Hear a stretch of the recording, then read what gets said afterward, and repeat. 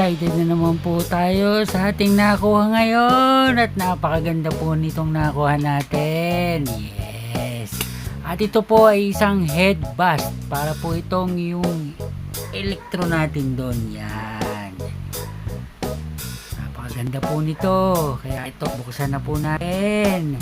At ito po nga pala ay galing kay Sir John Reyes. Thank you rito sir sa head bust na to. Yan, at ito na po siya. Iyan po. Napakalaki po ng box. Yan o, Planet of the Apes DVD Collection. Ito po yung unang Planet of the Apes po ito. Hindi po ito yung kay Caesar. Kaya may kaibahan po ito dahil po yung headbust po ni Caesar maganda rin po yun. Kaya lang medyo mahal din po yun pagka kukuha po kayo. Ito po medyo nakuha natin ng mababa po kaya mas lalong okay po ito dahil po ang bentahan po nito medyo mahal. Nakatsempo na naman po tayo ng mura. At ito na nga po, at ito po ang pinaka box po nito ay puro putila po siya oh. Ang print lang po yung pinaka, yan po yung Planet of the Apes DVD Collection. Meron po kasi nito printed po lahat yung box. Kulay black po siya. Yung po, yung kumpleto po yun. Yung po yung merong DVD collection na kasama. Ito po wala. Yung pinaka-bust lang po ito. Yan, ito, buksan na po natin. Angat po natin ito. Yun! Yan, nasa ito. Lahit.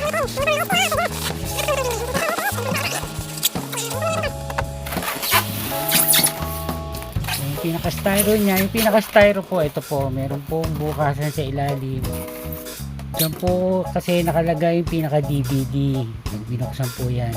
Mamaya na po, pakita ko po pag nabuksan na po natin. At eto na po siya. Ito. Iyan po, napakaganda po niya, oh. Hindi ko lang po alam kung sino po ito sa Planet of the Apes.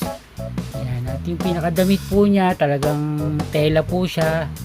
At yung pinakabuhok niya talagang buhok na buhok. Hindi po katulad nung tawag dito yung elektro natin, talagang plastic lang po siya. Ito medyo detail po talaga, oh, di ba? Yan po yung pinakadamit niya, meron pong zipper. Yan oh. Yung pinakamukha. Yan, oh, hinahangin-hangin pa yung buhok, di ba? Yan, napakaganda po niya. Ang kulang lang po yung DVD box set. Ito po yung pinakalalagay niya sa loob. Yan po. Yan po nilalagay. At yung pinaka box set po niya para po siyang BCD. Medyo maliit lang po siya. Hindi po siya yung ordinaryong parang DVD box set na makikita nyo. Yan po.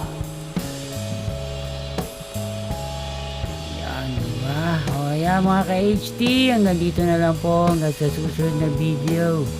Thank you!